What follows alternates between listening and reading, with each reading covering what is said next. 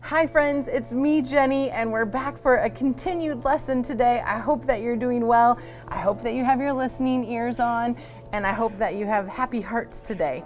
We are going to talk about Jesus, and we're also going to talk about being content. Do you remember? We talked a little bit about that last time. We're talking about accepting what God gives us. Whew, it's a good topic. Can you remember with me the story that we talked about last time? Paul was a prisoner and he was in the middle of a storm on a giant ship. And it wasn't a quick storm. The Lord told him that he was with him and that he wouldn't die, but the Lord didn't magically take him out of the storm.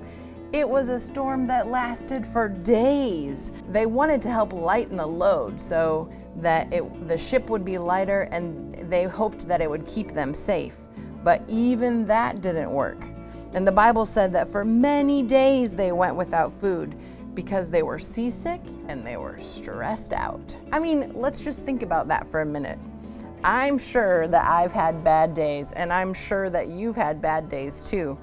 But I'm quite certain that I've never had a bad day like that. Have you ever been in a ship in the middle of the storm where it was very dangerous? I have not. In the story, though, Paul had lost everything. He was a prisoner.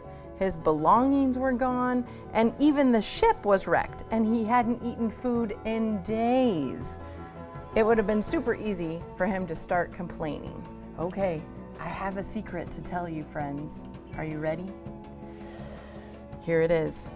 This one was a good lesson for me to prepare for you because sometimes I whine. I know, it's hard to believe, but yes, sometimes I whine or complain when things don't go the way that I expect they will, or when things just don't go the way that I want them to. It's not pretty, and I need Jesus to help me. What about you? Do you ever whine or complain? It's a good question, isn't it? Usually, when we whine or complain, it really has a whole lot more to do with what's inside of us than what's going on around us. Now, sometimes we whine or complain because we're hungry or we're tired, but that's not exactly what I'm talking about. Today, I'm talking about when we don't get what we want. Okay, let me give you an example. Pretend that you're getting ready to sit down for dinner and you're expecting to get your favorite meal. Maybe it's hot dogs and macaroni and cheese.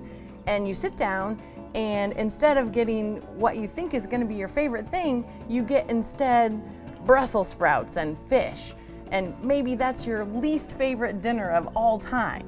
What are you going to do?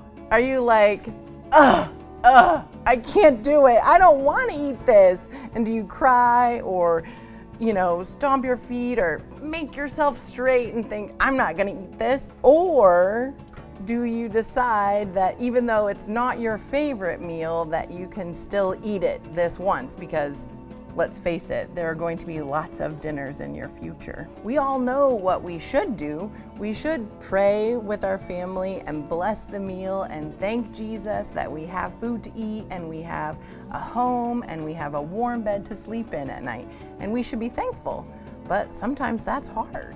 Imagine Paul. He was doing good work for Jesus. He was talking to people about the gospel. And even though he was doing all of those good things, he still found himself a prisoner on a ship in the middle of a huge storm, and the ship wrecked. Whew! Sometimes we feel like we are always doing good things and that we should always go through good things and that we shouldn't have anything difficult. But sometimes life just doesn't go the way that we want it to. It doesn't mean that God isn't with us, and it doesn't mean that we can't be happy in our hearts still. Remember that Paul said, in everything, in hot dogs and macaroni and cheese and in Brussels sprouts and fish, I have learned to be content. I have learned to be happy. We have a lot to learn, don't we? Oh my goodness, I'm so glad that Holy Spirit helps us. Today, your challenge, friends, is to look for opportunities to not whine. Oh my goodness, and not complain. Maybe you're not a big whiner, which I'm sure that your parents and friends and family are happy about, but maybe you are. Maybe you're like me sometimes, and that sometimes when things don't go your way, you want to whine. But you know what? The Lord gives us self-control, and He gives us the decision in our minds to not whine and complain, but to have happy hearts instead. And so that's what I want to talk with you about this week and today.